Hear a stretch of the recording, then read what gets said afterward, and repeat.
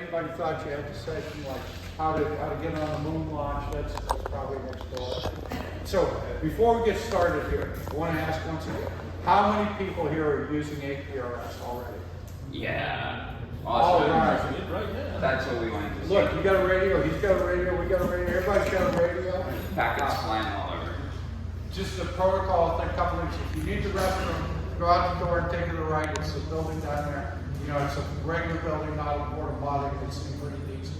So, you know, the important things, you may need that sooner or later. We need that.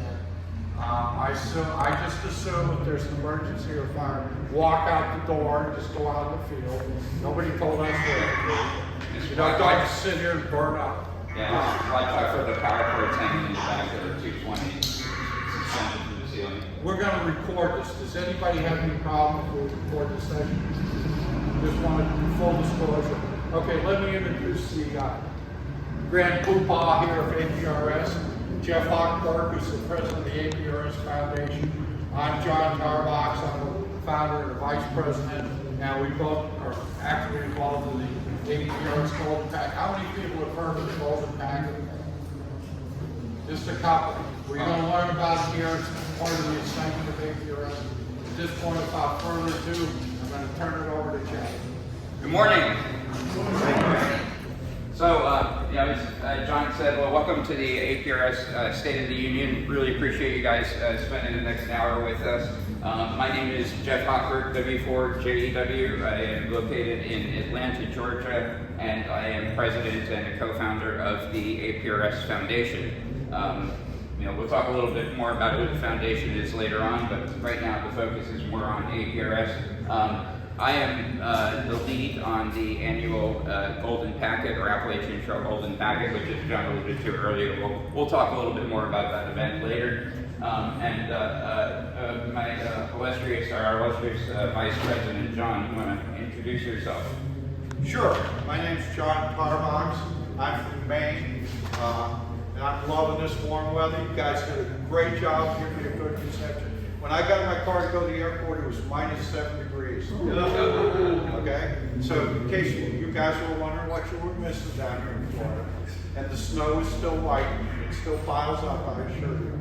And so I flew down to Atlanta to meet Jeff. We drove down together, and it was 70 degrees when I landed in Atlanta. And it's the first time I've been warm since, I don't know, 6 months. Yeah, I gave him a salt tablet as soon as he walked off the plane. So. Yeah, so my background on APRS is that, I think it was 2016 if I remember, there's this event, the Golden Packet, you're going to learn about. People go to the top of mountains. And that year, up near me is Sugarloaf Mountain. They didn't have somebody for Sugarloaf, and I don't quite know how I got involved in this. It's like everything else, you know, suddenly you find yourself in the middle of it. It's like, who sucked me in? Where did I sign up? You know, but Bob Berhinga calls me up and he says, I'm going to send you a radio. I'm going to send you one of these D72 radios. He says, it's all set up. Whatever you do, don't change anything. Go to the top of the mountain, turn it on. It will just work fine as long as you don't screw it up. Don't change anything. And then when you're done, send it back to me. And I did that, and I loved it, and it was just a lot of fun doing the APRS. So the next year I went out and bought myself one of these Kenwood D710s to use in future events, so I've been doing it ever since. And so that's my background. That's how I got into APRS. Yeah, you know, I didn't even remember I'm supposed to cover my background with APRS. So I got my ticket back in 2015. And learned about this type of antenna called the tape measure Yagi antenna. My second HT was a Kenwood D74.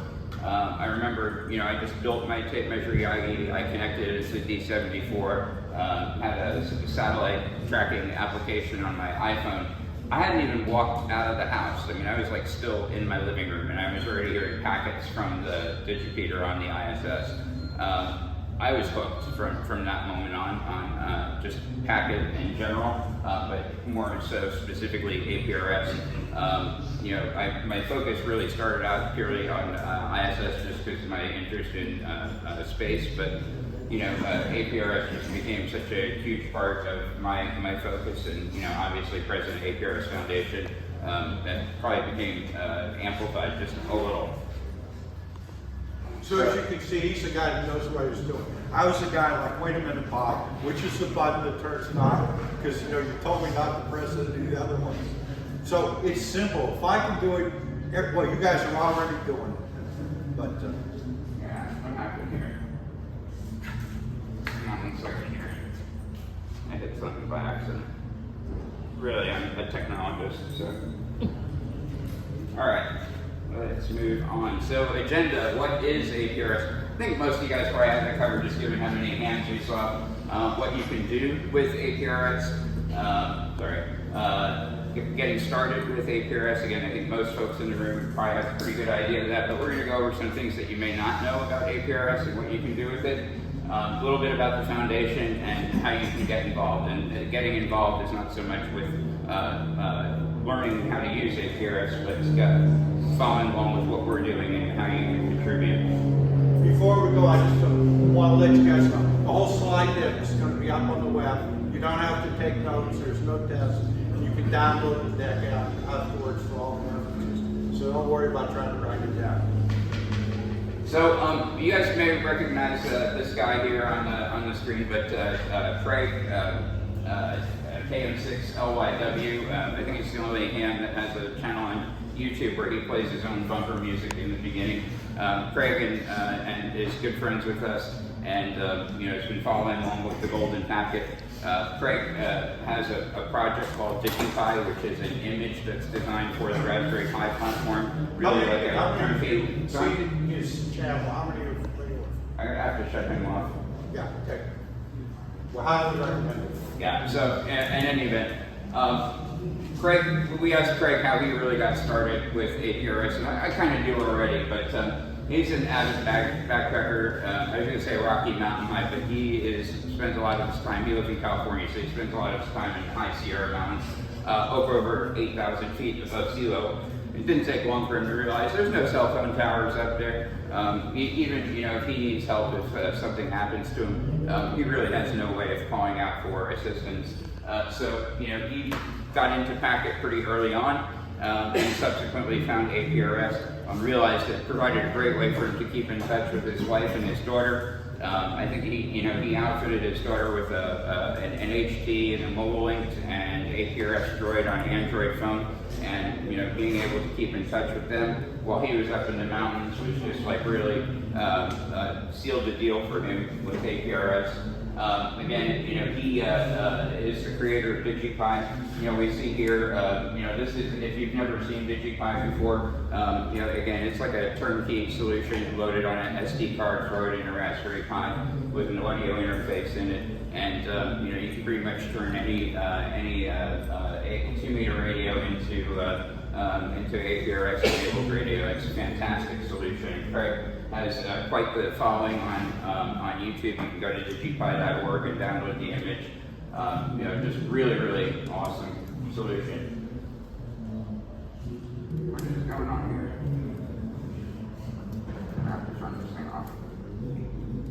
All right. So, what is APRS? Well, APRS, is really a protocol. So, in and of itself, probably not the most exciting thing. It is based on AX.25, created by Bob Bruniga, WP4 APR back in the early 80s. He created it during his time with the Navy. It was originally used for tracking ships, but then he realized pretty early on that it would be great application for use in the ham radio world. And I think he released it for the Apple II initially, and then shortly afterwards for DOS. So there was an APRS DOS application. It's really what we would consider to be a transport layer protocol. So, on the IP or like networking side, if you're familiar with TCP/IP, it is kind of like a mid-layer protocol. So, really, the areas of the model that we're most concerned about are transport layer and application layer. This is transport layer. Really, all the excitement though about APRS is at the application layer. We'll go into that a little bit more. One of the biggest benefits of APRS too is minimal bandwidth requirements. It's really doesn't use up a ton of battery. So if you need to use it remote for an extended period of time, it's something that's really, really reliable. And its strongest points are its ability to provide messaging. So sending, receiving text messaging, telemetry information that could be anything, including like weather data. We have a friend that monitors IoT devices in his house using APRS. And more. And really, the biggest thing about APRS is it's all real time. It's not a store and forward system like WinLink is. So you send a packet, it's received immediately, and subsequently you receive a packet, and you can digikeep that and relay that to others. A lot of time, the benefit of APRS and what we see is no reliance on infrastructure. We'll talk a little bit more about that. And of course, all through the beauty of ham radio, where all you really need is your technician license, and you can get started with APRS. So one of the things we commonly hear is, kind of APRS is dead. APRS is far from dead. This is just United States. And we did a little bit of a check. This is an application called APRS IS32. It was written by Lynn Defenbaum, KJ4ERJ. Unfortunately, he became a silent T at the beginning of December. Now, this is pretty much like the de facto Windows application for APRS. And you see pretty heavy concentration of stations all throughout the United States. Globally, we were seeing about 50,000 nodes online. And those are just nodes that are connected to the APRS IS, or the internet connected side of APRS. That doesn't even give you an idea of how many RF only stations are out there. At least another 25 to 50% of that number. Of course, there are RF-based systems that are hitting iGates, so we're seeing those as well. But there are a lot of standalone systems out there that we're seeing.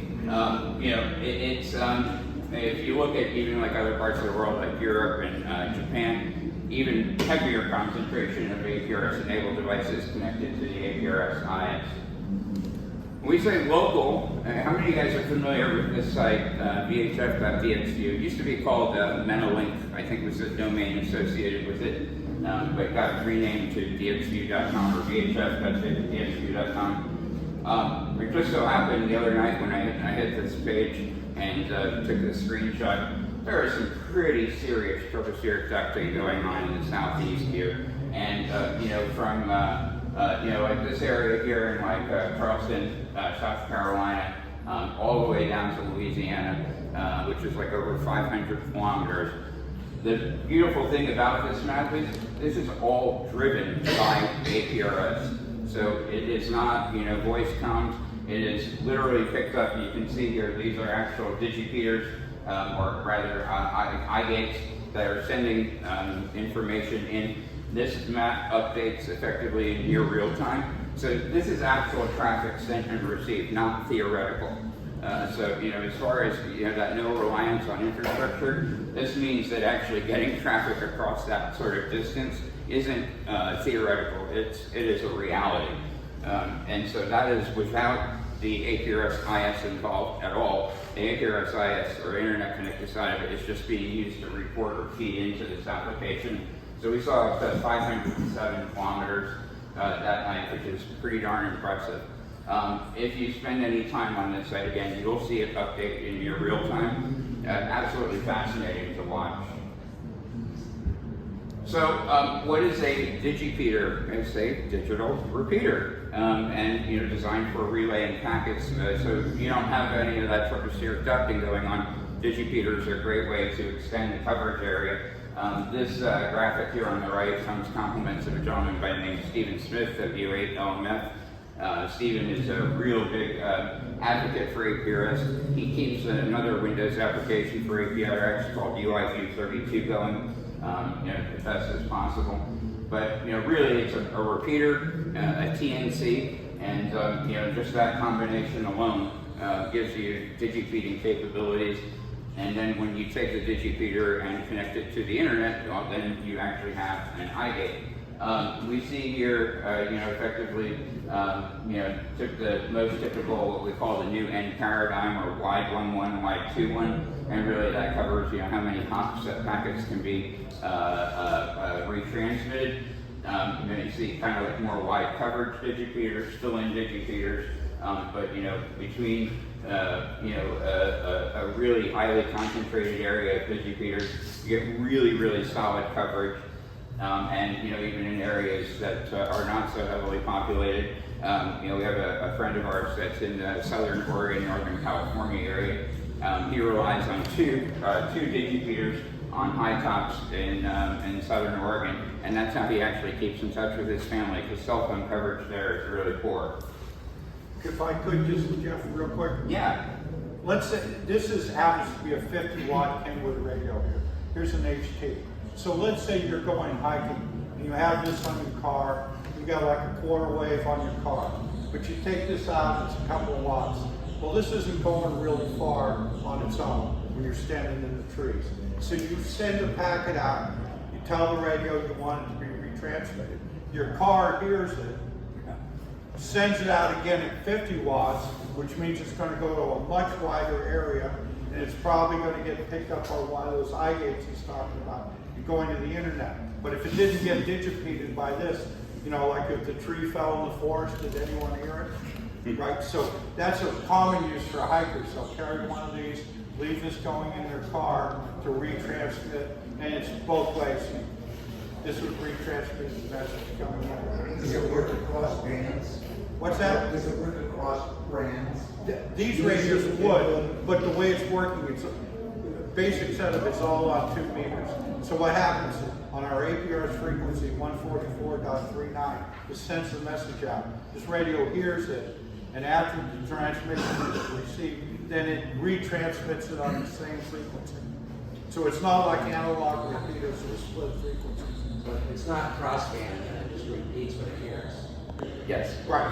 Yeah. Generally, Yeah. you could make it, you could say receive on one band and transmit on the others. You could do that, Could you but have- that's not the general And case. use in handheld with a Kenwood. Oh, yes. Oh, absolutely. Absolutely. Yeah, absolutely. It's a standardized packet, so it's sort of like your website. You can see it in Firefox, you can see it in Chrome. You should get them either way. Is it audio encoded? So is it done through 2-meter FM? Yes, yes. It's audio frequency shift key. So if anybody remember the old dial-out motos, they went, if you listen to it, that's what you hear. Yeah, you actually hear it sounds like very much like motor traffic, at least at 1200. So it doesn't require a digital 2-meter FM? It does not, no. But there is also what we refer to as DPRS. So if you like in the D-Star world, there is an implementation of APRS or very APRS-like in that, you know, you can get radios from ICOM, even the Kenwood HTs, the B74, D75 that support D-Star, they will also talk DPRS, but you do not need a digital radio in order to use APRS. In fact, it's the TNC or terminal node controller. That's actually what, you know, kind of does the encode and decode from you know, analog to the digital signal. Then that, you know, gets sent out over just FM analog and picked up by other radios that have, you know, TNCs in them. This radio has a 1200 baud modem in it, Yeah. and that's what it uses. So if you've ever accidentally picked up the phone when you were on dial-up internet, that's what you're hearing. Yeah. Is you're hearing that burst of data. That's Yeah. what's going on. Part of this is sort of like, you know, you buy a bottle fan and you can talk to your neighbor. Or if you go out and take care of your Yagi, you can bounce it off the satellite space station. So, you know, there's the basics and then there's a lot more you can do. So focusing on the basics is just 1200 baud on 2 meters on the national frequency and it's audio frequency shifting. Thanks, John. Thank you. So the APRS IS or Internet Services aspect of APRS is really the Internet linking. So this allows us to connect together two or more RF locations, or even just Internet to Internet stations. And this actually gives us global capabilities with APRS. You can transmit a packet, you know, in Atlanta and then pick it up down here with so basically the packet is sent over the air in Atlanta, gets picked up by an iGate, gets sent through the internet, comes out through an iGate down here in Orlando area, and then, you know, potentially, you know, could be picked up by radios down here. and that, because the internet is all over the place, it really can apply anywhere in the world. So the APRS IS is effectively what allows us to extend APRS outside of just kind of that local coverage area and provides worldwide connectivity. Interesting part about the APRS IS specifically, it is specifically restricted to ham radio nodes. And we use nodes, we're talking about internet connected devices or RF devices that talk to iGates. There is, and real quick, just to show you some statistics about usage of APRS, our friend Hesu, who runs APRS.fi, he provided some statistics yesterday, in terms of past 24 hours, roughly about 61,000 unique call signs. When we say call sign plus SSID, so you can run what we call an SSID, which is your call sign, and then a numeric value, and that value can be anywhere from 0 to 15. So you can effectively have 16 APRS devices associated with a single call sign at any given point in time. But this is unique call signs plus SSIDs that were observed on the APRS IS past 24 hours, past 30 days, 60 days, 90 days, well over 150, 160,000, up to almost 200,000 unique call sign plus SSIDs. Again, if people tell you that APRS is dead, we've got hard and fast statistics that says by far it is not. And it's very much in use, has an extremely widely adopted install base, extremely well vetted. It's been around for, probably like 34, almost 40 years at this point. And it is used by people every single day all around the world. Jeff, if I could just real quick, so like I'm more the Homer Simpson here, he's Mr. Wizard. There's a lot of terms here, but in really simple terms, some people take radios like this, hook it to a computer, and send and receive to the internet what's going on. So let's say he's trying to send me a message. He transmits one of these radios, receives it, goes on the internet to the IS system is what he's talking about. And suppose I'm over in, say, New York City. Well, I'm not going to hear it direct. What happens is that internet system, it remembers the last time it heard me. And it says, oh, my call's in New York City. So what happens is when it gets that on the internet, it says, I want to send that message to John. Where is he? It knows he last heard me in New York City. So it's going to send it out through the repeaters the iGates that last heard me, and it will show up on my radio. And that's how it's going to blast it all over the world. Yeah, that's a great point. And these iGates, you can run one of these iGates, anybody can run one. It's relatively simple. You could be using that little DigiPi, the Raspberry Pi. You hook it to the radio, hook it to the internet, and that's how it gets on and off the internet. Thanks for that. So, I mentioned just a moment ago that, APRS IS specifically is reserved for ham radio connected nodes. There's a slightly less known version of the APRS IS called FireNet. FireNet is maintained by a group of folks in the Mid-Atlantic region. Actually, one of the gentlemen that we've done the Golden Packet event with, I just realized I found that out a couple of days ago. But FireNet is everything on the APRS IS plus a variety of third-party feeds. So you can see real-time information about weather, obviously about fires, and the weather information comes in through what are called METAR reports, which are primarily used in the aviation space, but it provides a really great interface for pulling that data in real time and then sending it out through the FireNet network. Volcano activity, earthquakes, so it's not just limited to ham radio specifically, so it's everything ham radio plus additional data. And they have freedom to make adds, moves, or changes at any point in time to introduce or remove additional feeds. And really, FireNet was intended specifically for emergency responders. We'll talk about it in a couple of minutes here, but APRS is used very heavily in the search and rescue space. So having access to this sort of information in real time is incredibly, incredibly important. So, Jeff, that reinforces your earlier point that APRS is like an intermediary level. Think of it like HTTP or one of the protocols. The real magic is what you build on top of it. So FireNet is essentially built on top of that APRS protocol, which allows FireNet to communicate your data. Great point.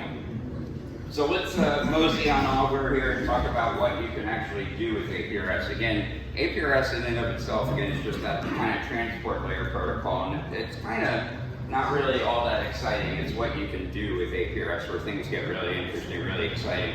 In that, so there's an event that was originally derived from, well, Bob Bruniga, WB4 APR. You know, he is effectively the father of APRS, mentioned it a little bit earlier. But this is what we call an ad hoc network. Really, it is a network of APRS enabled systems, all RF based.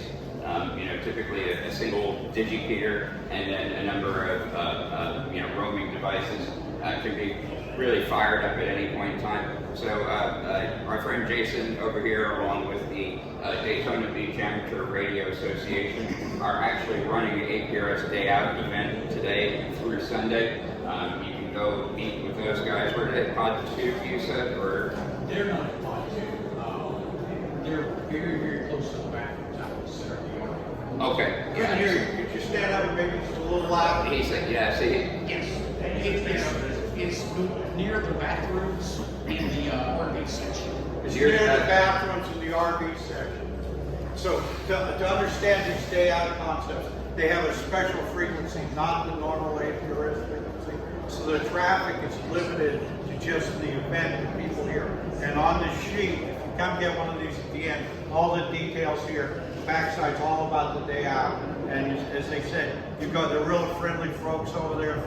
Daytona Group is hosting that. Go over and see them, say hello. They'll help you get your radio set up. I understand that, yeah, I don't know how they've got a big crowd. They got burgers.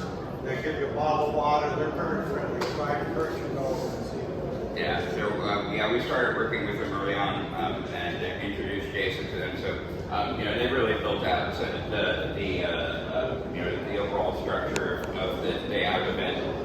But you know, you could even do a Day Out yourself with a couple of radios and maybe a third radio as a digiketer, just to experiment with it. If you have an APRS enabled radio with you, you know, go over there again. They'll help you get it set up, and then you can be part of the event. Why would we run it on a separate frequency? Because we want to keep that Day Out traffic from polluting the traditional APRS network on 14439. So, you know, not only did they use what we call a different path, that new end paradigm, the Y1121, we use temp 11 or temp 21, and yet that's another way to ensure that only stations that are participating in Day Out, not just on a different frequency, but also configuration-wise, are able to relay traffic throughout the ad hoc network. Do we have anybody in the group from the Daytona Beach Club? Right here. Yeah. Is there anything we should add or they need to know about you guys? I'm just going to hear you. Dude, is there anything they need to know about your group and this Day Out? What? A big thank you for your club for doing this. It's a big plus. So thank you.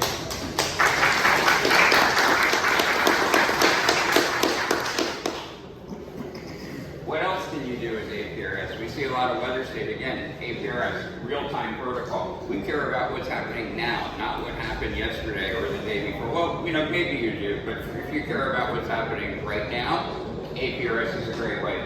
There are companies like Ambient Weather, Davis, Pete Brothers that manufacture APRS-enabled weather stations. They can be connected directly to the internet, so you can have a thermometer, anemometer, and they're all effectively networked to a base station, and then that base station gets connected directly to the internet, and then by virtue of that traffic being fed into the APRS IS, it's available to people in other parts of the world. But you know, as long as they also have a radio connected to it, then it can be picked up by people within the area, local area, and again, you know, pull up weather information. You can turn on a radio, and as long as you're within proximity of somebody running one of these APRS-enabled weather stations, you'll actually get a like a broadcast message and see temperature, you know, wind speed, you know, information along those lines. There are software-enabled solutions out there. So if you have a weather station that is not APRS enabled out of the box, you can add APRS functionality to it. This weather display application in particular supports like over 100 different weather stations that are out there. So if you don't have one for data systems can be pretty expensive. So in ambient weather, the P Brothers systems are a little bit more on the affordable side. But if you already have a weather system, the chances are really good that you can actually APRS enable it by running one of these applications, whether it's weather display, media bridge, VWX. Kind of a funny name, but it's actually a really, really powerful application. Jeff, before you go on, like I come from New England, we have Mount Washington, which is reported to have the worst weather on earth. They can average 40 below zero and 140 mile per hour winds out there in an average day in January. But if you look at this, this is not all that hard. But you can take it and put it on top of a mountain solar panel. There's no cell phone, there's no internet, nothing up there. You set up your weather station, and then you can sit in your house because you probably don't want to go out in 140 mile an hour winds to take the temperature. So that's what that is. That can be set up anywhere. Very awesome. Kind of along the same lines is tracking. So we see a lot of storm chasers. Whether they're kind of like in the Midwest or in Tornado Alley or in the Southeast, what we call Dixie Alley now. It's kind of shifting from Tornado Alley over here to the Southeast. But tracking storm chasers, obviously we want to make sure these guys are out there chasing storms. They're as safe as possible. So there are a lot of times where there will be somebody at like more of a centralized location. They're tracking stations that are roaming around. We created this shortened URL here, so you can go to bit.ly/APRS-storm-chaser. That is actually a YouTube video that shows. So this screenshot over here on the left side came from that YouTube channel, YouTube video. Really, really fascinating. These tornado chasers. I believe this was in Oklahoma or Kansas. But we can actually see the track that this chaser took, and again, that information is going to really update in real time. So give you an idea of where these people are. Make sure that they continue moving. If they stop in a particular area or they just disappear, probably not a good sign. But at least gives people who are in a central location monitoring these chasers. It can really make the difference between life or death. So, another really interesting point about APRS is, again, it just works without infrastructure. So back in March 2020, you folks may remember this, but a tornado passed right through downtown Nashville. They call it the Batman building, but it's the old Bell South AT&T building downtown. But the tornado basically hit that building, and that was kind of like central operations for much of the cellular network throughout the metro Nashville area, and basically took the entire cellular network down. Not just the consumer and business cellular, but there's another network called FirstNet, and that's designed for emergency responders. It gives priority access to the cellular network. Even that got taken out. So a lot of times we kind of take our cell phones for granted. I used to say you don't know what you got until it's gone. I think we have such a huge reliance on cellular that we just take that for granted. We just assume that it's going to be there. It can disappear, and even if the cellular network does not go down, all the carriers have the ability to shut off consumer access to the cellular network and give exclusive access to emergency responders, because the cellular networks can get so congested that emergency responders can't use them. Guess what? APRS works great when that network is down. And so, it's funny, I remember there was a hurricane that went through the metro Atlanta area where I live. I was sitting outside, it's pitch black, we were without power for 4 days. There were these two girls that were walking up the street in the middle of the night with their phones, looking at their phones. No cell phones, there was no power, right? Even the cell phone towers went down, and it was like the world had ended for them. So kids that have these things, they make phone calls too, believe it or not. But you know, not being able to talk to their friends on Snapchat and get on Facebook and whatever. Again, you know, we just kind of take it for granted that it's always going to be there until it's not. And a lot of times it's just a matter of, it's not a matter of if you're going to experience it so much as when. And, you know, the question is then, are you prepared for it when it happens? You know, make sure you got your batteries charged, make sure your radio's programmed for you here, and you can exchange messages with people in real time. Search and rescue. You know, this isn't just theoretical, this is actual. Something that's actually practiced. It is ideal for search and rescue in that it's very much possible for and very, very practical use where somebody will be in a central station, they'll monitor, similar to like the tracking storm chasers. But you know, whenever there's a search and rescue operation, they'll overlay a grid system and then they'll actually track people as they move from grid square to grid square and make sure that they know exactly where the search and rescue field operations teams are, where they've checked, where they haven't checked, and will guide people from one location to another. And you know, they very much use APRS to do that. And how do we know that? Well, there's a group in New Zealand called Star Trek. I've got the URL up here, but even if you just go to Google and search for Star Trek, it is the first result returned. Or once again, we're going to have the slide presentations, so grab one of these sheets before you leave, and all this info will be on the website. Yeah, thank you. This search and rescue software, it is like commercial class software, and it is used by organizations at a commercial level, but it's free for non-commercial use and can run in what's referred to as CAN mode. So you can just use it kind of for like basic APRS usage on a day-to-day basis. But this is a screenshot of the application. You can see here that there are actual active tracks. So these are folks that are out in the fields that are searching for somebody. You know, obviously they're more or less going along trails that are down in the valley versus up here in the high points. But you know, this gives them real-time information as to where the search and rescue folks are out in the field, and also shows a track to give you an idea over the past hour, 2 hours, 4 hours, however long they want to look at it. They can send messages in real time. They can make historical data. They can send images, and all back to this really, really amazing application. It's not too difficult to set up. They have great step-by-step directions on their site, you know, and they're just a phenomenal group of guys. This has been built over, you know, several years, so it has become extremely feature-rich. You know, it's absolutely amazing that they give it away for free. Thanks. So bots, what are bots?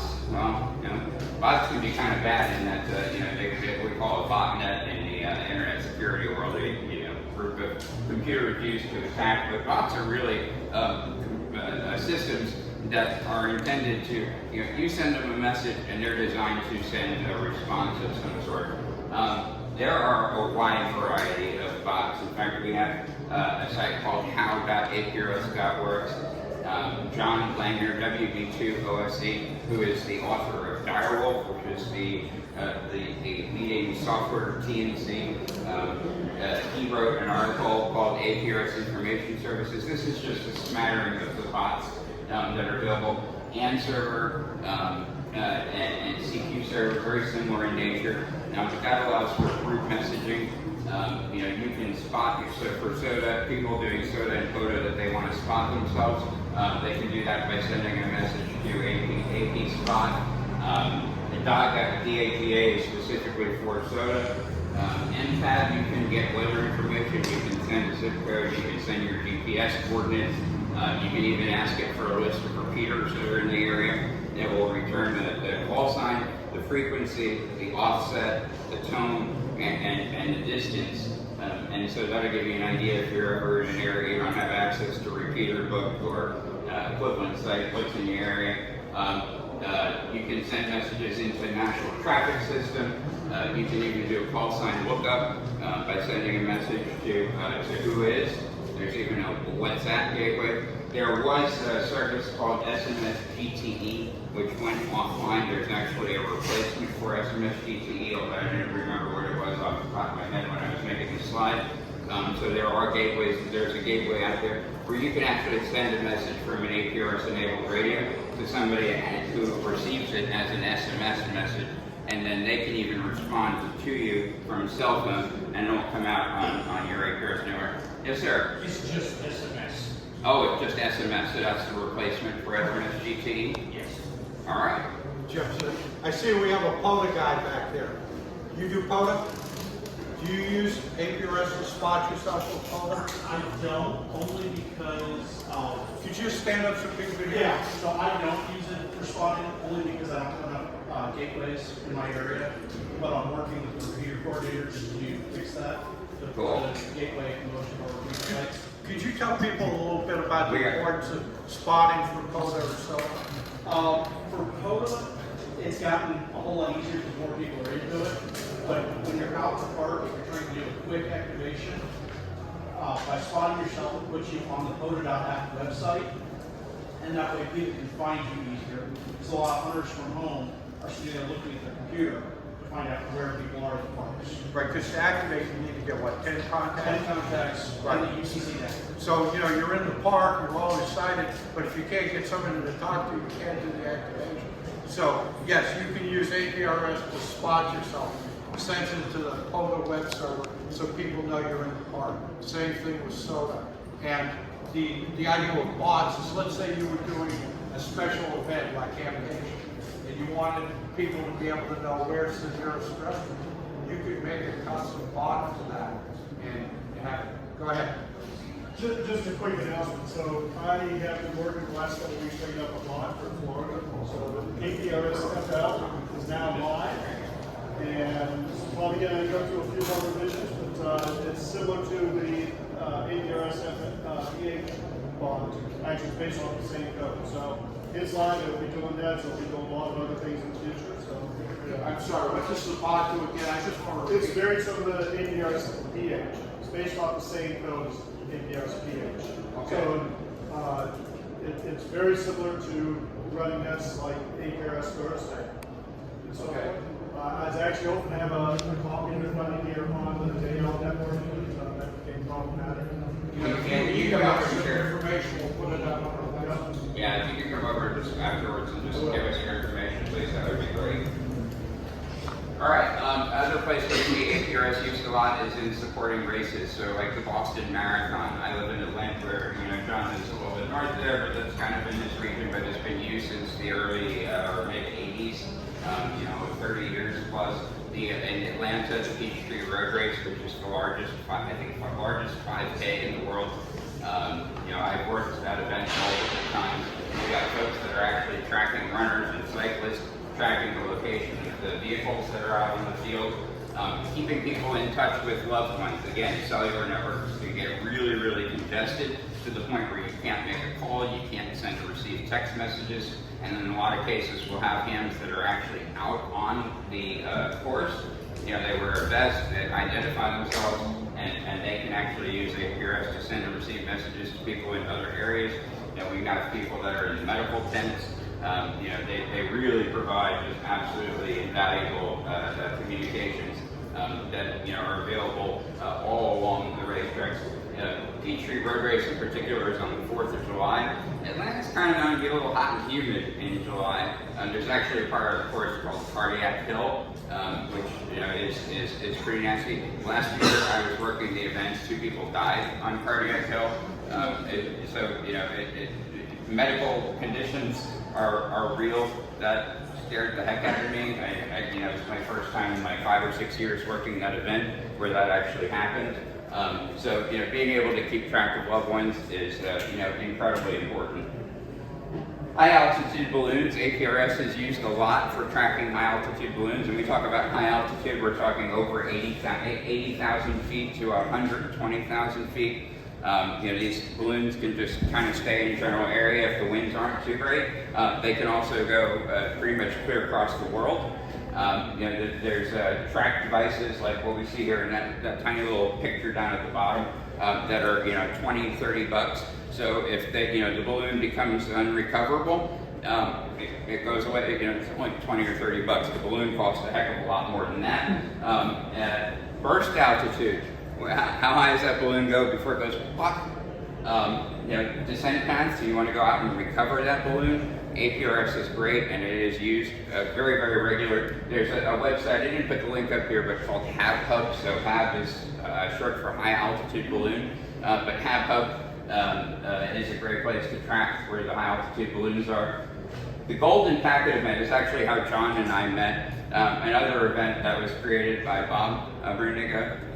This is, we have anywhere from 15, 16, 17 digipeters all on 2,200 plus mile length of the Appalachian Trail from Georgia to Maine, or I guess you could say Maine to Georgia.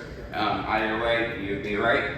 We actually have the ability to send messages the entire length of the Appalachian Trail. And we've done it successfully multiple times. We do go some years where it is unsuccessful, but we have done it successfully. I would say when what we call the Golden Packet is the one that makes it the length of the trail. When the Golden Packet actually makes it from one end to the other, let me tell you, that is an absolutely amazing feeling. I've worked, given my living in Atlanta, I've worked the station in Springer Mountain, or Mount Oglethorpe area, if you guys are familiar there. Mount Oglethorpe is the original southern terminus. John works Mount Washington, but as you mentioned earlier, he's also worked at Sugarloaf. And again, we've got stations the whole length of the trip. The event is always the third Saturday of July. atgoldenpacket.net, I run that website. You can go get information about the event. We're going to have the sign-up sheet coming up pretty soon. And I'm going to have to cruise through these slides because we're almost out of time.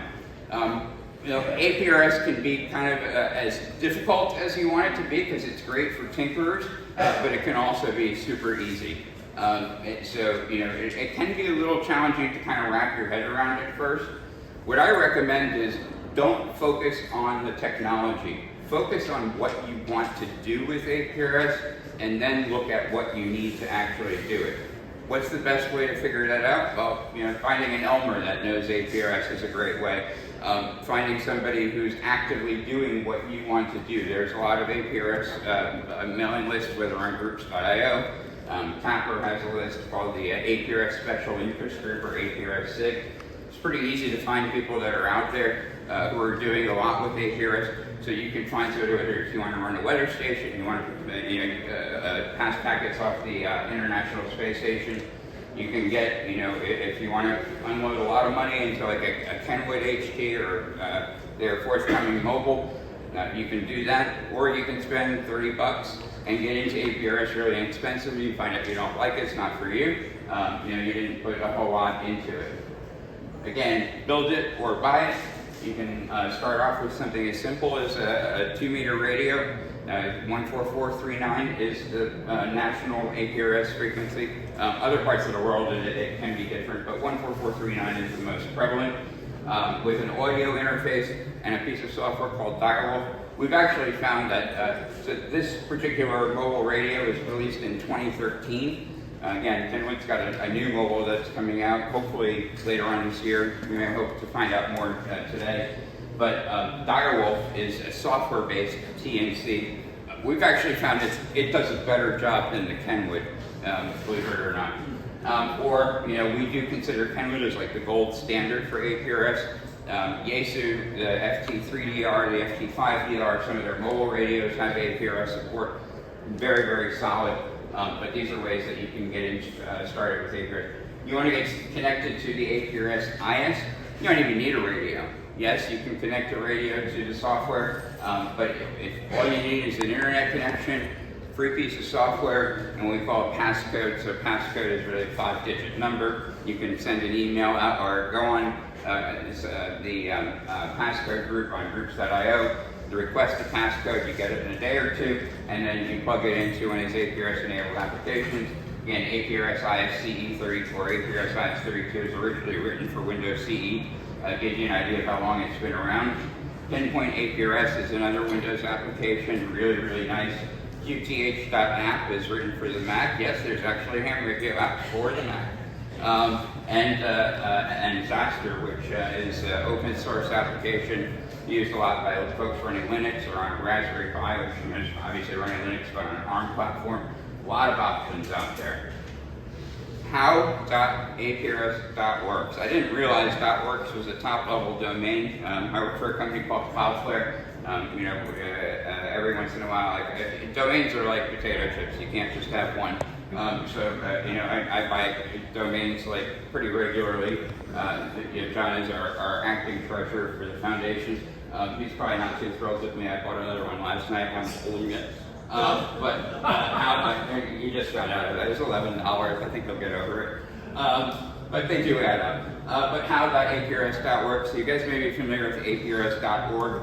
We're kind of a snapshot at that site, and it's being maintained for historical purposes, but how.APRS.works is really kind of the new home for the freshest, latest information about APRS. Yeah, if you're like the Homer Simpson like me, you want to know the basics, it's on here. And if you want to write articles, we'd love to have you submit stuff.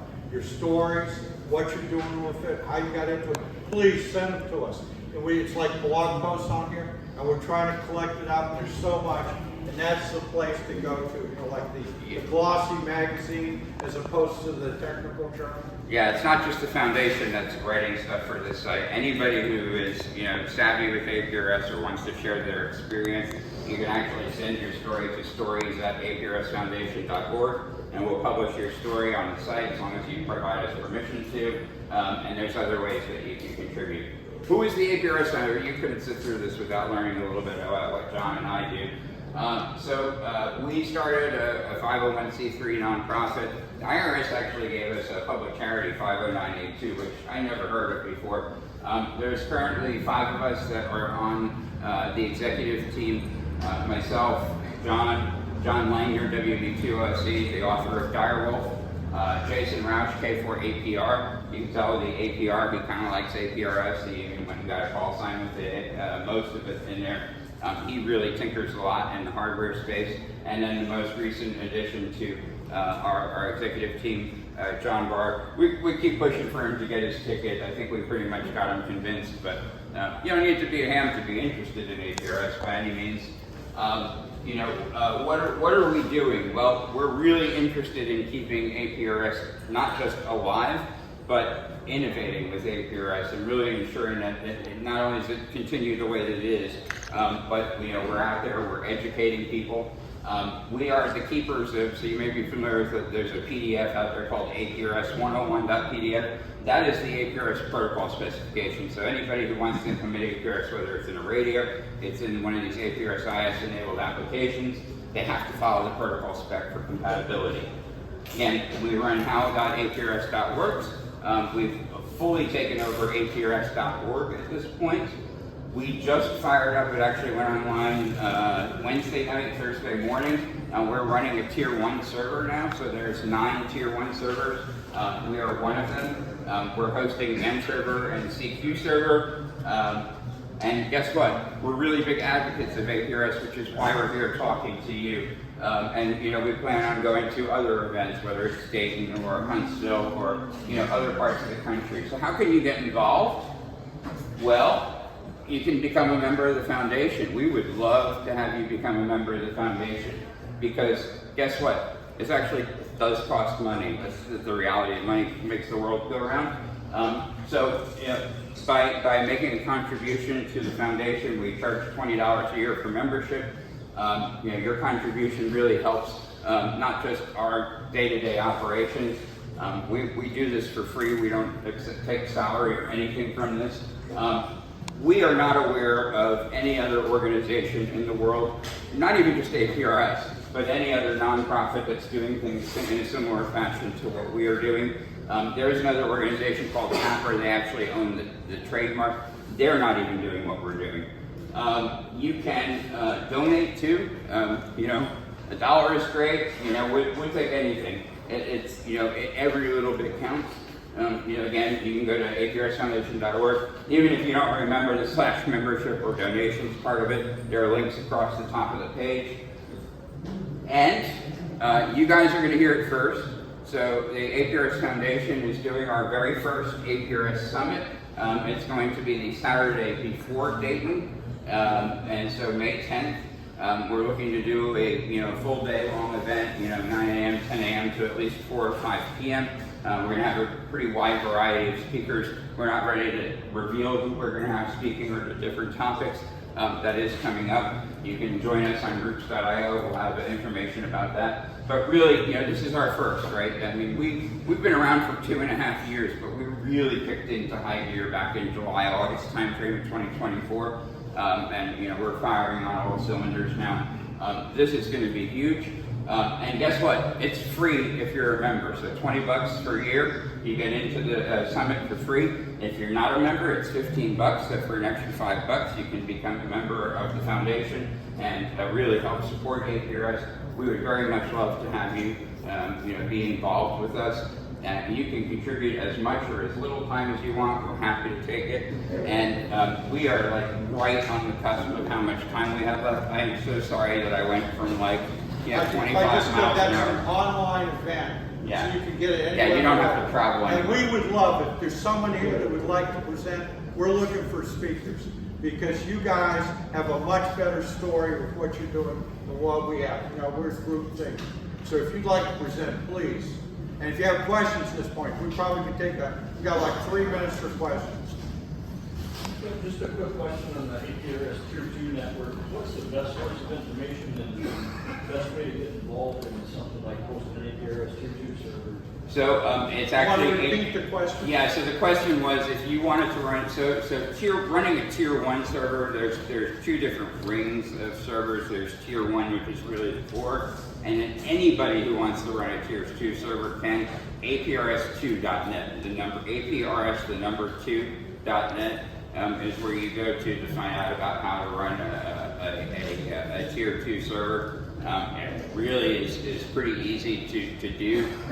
You don't need a machine with a lot of horsepower. You can easily run it like in a VPS in a cloud or even on a VM at home, or if you got an older computer, you can do that. But APRS2.net is the place to go for that. And Jeff, if he waited like a week, could he go to how APRS works and find something to get started? Not yet. We don't have an article on it yet, but yeah, we can put something up there. And if anybody else is running a Tier 2 server and is interested in contributing an article, we would love to have that too.